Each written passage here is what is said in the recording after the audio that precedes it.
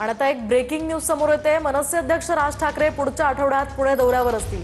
मनसेकडून काल एकाच दिवशी 400 जणांनी अर्ज नेल्याची माहिती आहे। इच्छुक उमेदवार म्हणून अर्ज भरायला सुरुवात झाली आहे। तर पुढच्या आठवड्यात मनसे नेते राज ठाकरेंना निवडणुकीचा अहवाल दिला जाणार आहे। पुण्यामध्ये मनसे आणि ठाकरेंच्या सेनेची युतीसाठी हालचाल पाहायला मिळते।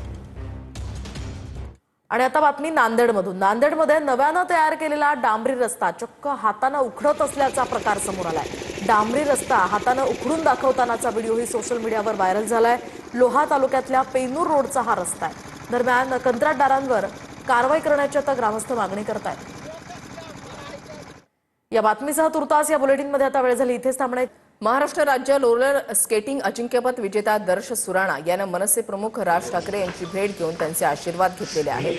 8 वर्षाच्या दर्श सुराणा याने शानदार कामगिरीचे प्रदर्शन करत महाराष्ट्र राज्य रोलर स्केटिंग अजिंक्यपद स्पर्धेमध्ये 600 मीटर आणि 400 मीटर शर्यतींमध्ये सुवर्ण पदक पटकावलेलं आहे। उत्कृष्ट गती, संतुलन आणि सातत्यपूर्ण कौशल्याच्या जोरावर दर्शननं आपला दबदबा राखलेला आहे।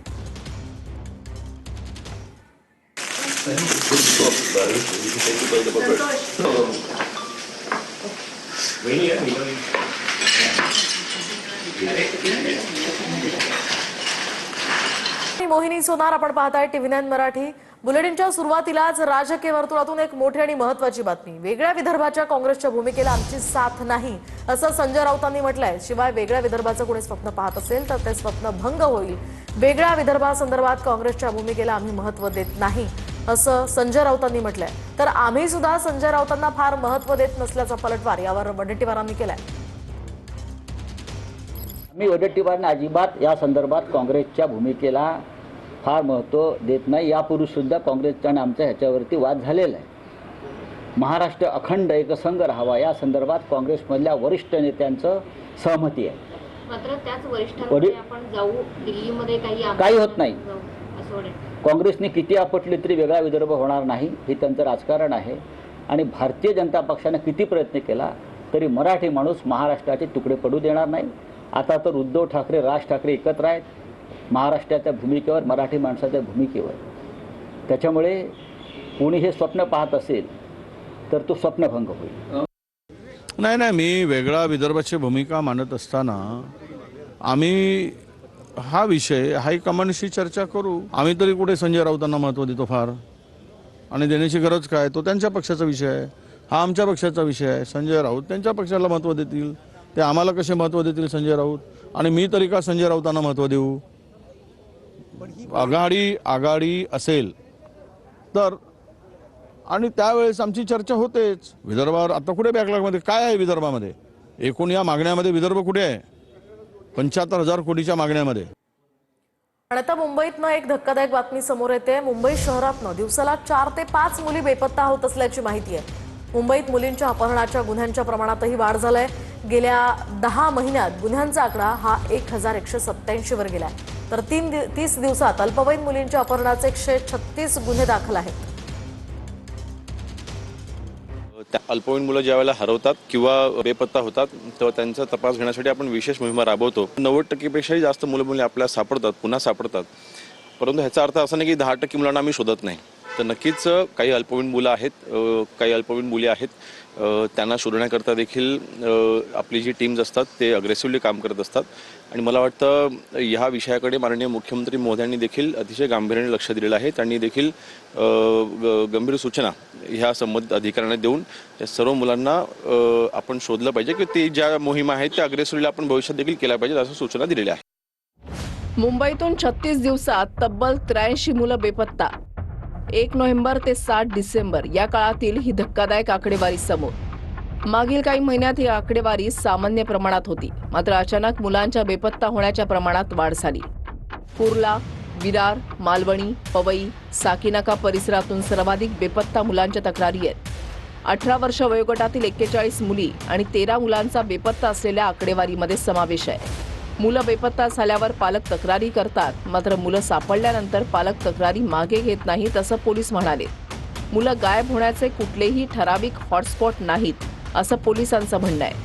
मागील काही महिन्यांमध्ये बेपत्ता झालेल्या मुलांची आकडेवारी खालीलप्रमाणे: जूनमध्ये 70 मुलं बेपत्ता, त्यातील 57 मुली; जुलै 59 जण बेपत्ता, 37 मुली. ऑगस्टमध्ये 51 जण बेपत्ता, त्यात 37 मुली. सप्टेंबरमध्ये 51 जण बेपत्ता, यात 37 मुली. ऑक्टोबरमध्ये 57 मुलं बेपत्ता, यात 41 मुली. नोव्हेंबरमध्ये 71 जण बेपत्ता, यामध्ये 52 मुली. डिसेंबरमध्ये आतापर्यंत 11हून अधिक जण बेपत्ता, यात 8हून अधिक मुलींचा समावेश आहे. दरम्यान राज्यात लहान मुलं पळवली जात आहेत यावर विधिमंडळात चर्चा व्हावी असं पत्र राज ठाकरेंनी मुख्यमंत्री देवेंद्र फडणवीसांना दिलंय. लहान मुलं पळवणाऱ्या टोळ्यांसंदर्भात राज ठाकरेंनी लक्ष वेधलंय. यावर सरकार नक्की काय कारवाई करतंय असाही सवाल राज ठाकरेंनी केलाय. शिवाय वेळ पडल्यास भीक मागणाऱ्या मुलांची DNA टेस्ट करावी अशीही मागणी राज ठाकरेंनी केली आहे. राज्यात लहान मुलं पळवण्याचं, ती बेपत्ता होण्याचं प्रमाण वाढत आहे. NCRBच्या आकडेवारीनुसार प्रमाण 2021 ते 2024च्या काळात 30% वाढलंय. लहान मुलांना पळवून त्यांना कामाला जुंपणाऱ्या आंतरराज्य टोळ्या तयार झाल्या. या टोळ्या सर्रास लहान मुलं पळवत आहेत. यावर सरकार नक्की काय कारवाई करेल हे समजत नाही. केसेस दाखल होतात, मुलं परत शोधली जातात, कुटुंबियांकडे सुखरूप पाठवली जातात, अशी उत्तरं राज्याला नकोय. NCRBचे जे आकडे सांगत आहेत ते आकडे म्हणजे पोलिसांकडे तक्रारी नोंदवल्यात त्याचा तपशील सांगितला जातो. अशा काही हजार तक्रारी पोलिसांपर्यंत पोहोचत तरी असतील का? समजा मुलं पुन्हा सोडून आणली तरी त्या काळात मुलांच्या मनावर जो आघात होतो त्याचं काय? मुळात मुलं पळून नेणारी टोळी कार्यरतच कशी होते आणि इतक्या राजरोसपणे काम कशी करते? यावर काहीतरी जबरदस्त कृती करावी असं सरकारला वाटत नाही का? रस्त्यावर, बस स्टँडवर जी मुलं बघतो ती कोण आहेत? सोबतची माणसं त्यांचे खरेच आईवडील असतात का? याचा तपास किंवा वेळ पडल्यास अगदी DNA टेस्ट करावी असे आदेश सरकारला द्यावेसे वाटत नाहीत का? राज्यात लहान मुलं, जमिनी पळवल्या जात आहेत. यावर विधिमंडळामध्ये चर्चा व्हावी. त्यावर एकमुखानं काही पावलं उचलायला प्रशासनाला भाग पाडावं असं सत्ताधारी आणि विरोधकांना वाटत नाही का? अधिवेशनात अनेकदा उत्तरं द्यायला मंत्री सभागृहात नाहीत अशी परिस्थिती आहे. त्यामुळे लहान मुलं असोत की गायब होणाऱ्या मुली, अशा विषयावर चर्चा होईल अशी अपेक्षा करणं अवाजवी वाटेल अशी परिस्थिती आहे. केंद्र सरकारनं हा विषय सगळ्या राज्यांशी बोलून या विषयात कृती गट तयार करायला हवा. पण सध्या वंदे मातरमवर चर्चा करणाऱ्या केंद्र सरकारला मातांचा आक्रोश ऐकू येत असेल असं वाटत नाही. राज्याचे मुख्यमंत्री, गृहमंत्री म्हणून काहीतरी ठोस कृती करावी ही तुमच्याकडून अपेक्षा आहे.